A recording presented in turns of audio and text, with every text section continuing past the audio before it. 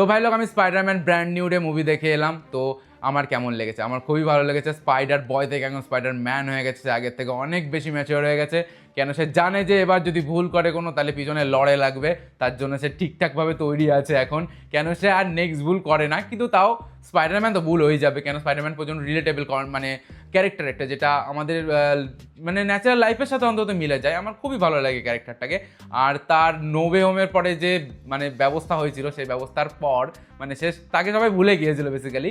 তো তারপর তার গার্লফ্রেন্ড, তার বন্ধু তার চোখের সামনে ঘুরে বেড়াচ্ছে, কিন্তু সে কথা বলতে পারছে না। ব্যাপারটা প্রচণ্ড পরিমাণে হার্ট ব্রেকিং, মানে খুব মানে বুকে লাগে জিনিসগুলো, এই জিনিসগুলো।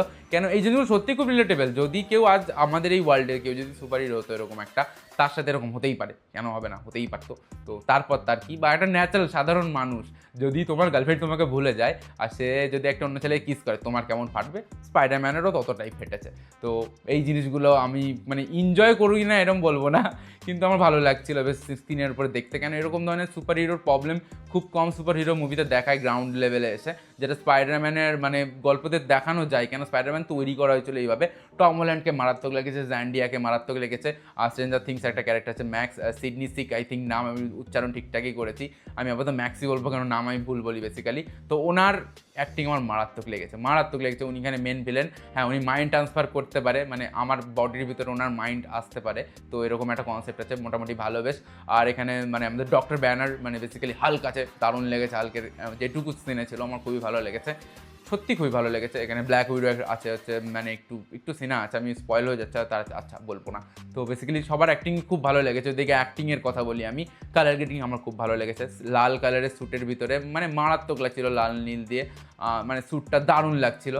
কালার দারুণ ছিল, মুভির কালার প্লাস হচ্ছে প্যালেট যেটুকু যা ইউজ করেছে সত্যি খুব ভালো। সাউন্ড একটু বেশি, যদি একটু হিট টাইপসের হতো আমার বেশি ভালো লাগতো। ঠিক আছে, মোটামুটি চালানোর মতো কাজ, খারাপ লাগেনি। কিন্তু আমি 3Dতে দেখেছি। এই চশমার উপরে আমাকে আবার চশমা পরতে হয়েছে। কেন আগে আমার চশমা পরতে হতো না, এখন একটু চোখের সমস্যার জন্য চশমা পরতে হয়। তো তার জন্য আমি এখন চশমা লাগাই, কিন্তু এ তো আমার লড়াই লেগে বসে আছে। কেন এর উপরে যদি চশমার চাপ পাই, কোনো রকমভাবে ভালো 3D দেখা যায় না। আর আমাদের কৃষ্ণনগর 3Dর যে অবস্থান, ওদের 2Dতে চালালে বেশি ভালো হতো, সে যাই হোক।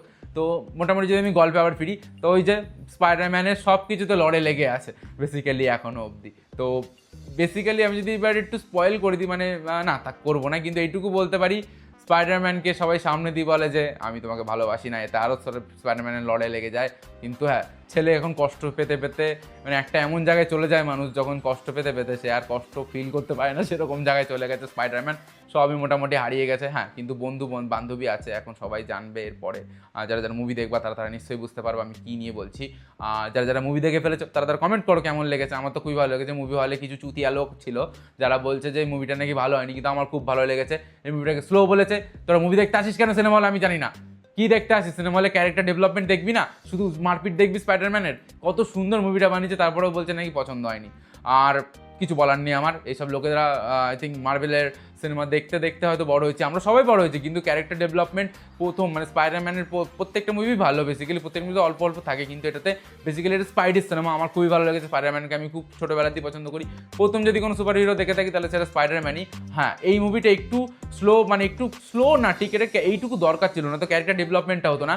আর কমেডি কিছু কিছু জায়গায় করা হয়েছে, যে জায়গাগুলো আমাকে হিট করেছে, আমার ভালো লেগেছে। কিছু কিছু জায়গায় ক্রিঞ্জ মোটেও লাগেনি, যতটুকু পেরেছে চেষ্টা করেছে, আর নিজের ক্যারেক্টারটাকে ভাঙেনি। কিন্তু হ্যাঁ, এখনও স্পাইডারম্যানের যে মানে স্পাইডারম্যান পুরোপুরি ভাবে যে হয়ে গেছে এটাও বলা যায় না, কিন্তু হ্যাঁ ঠিক আছে, মাঝে মাঝে কমেডি করে ফেলে, আমার ভালো লাগে, এখনও ঠিকঠাক আছে। এবার আস্তে আস্তে দেখি কী হয়। তো আজকে ভিডিওটা বেশি বড় করবো না, অন্য কোনো দিন ক্যারেক্টার ডেভেলপমেন্ট নিয়ে কথা হবে স্পাইডারম্যানের। তো আজকের মতো ভিডিওটা এইটুকুই ছিল, দেখা হচ্ছে নেক্সট ভিডিওতে। আর যারা যারা এখনও তোমরা স্পাইডারম্যান ব্র্যান্ড নিউ ডে দেখোনি, স্পাইডারম্যান ব্র্যান্ড নিউ ডে যারা এখনও দেখোনি, তারা গিয়ে একবার সিনেমা হলে গিয়ে দেখতে পারো, তোমাদের খুবই ভালো লাগবে। তো আজকের মতো এইটুকুই। আর যারা যারা এটাকে খারাপ বলছে মুভিটাকে, তাদের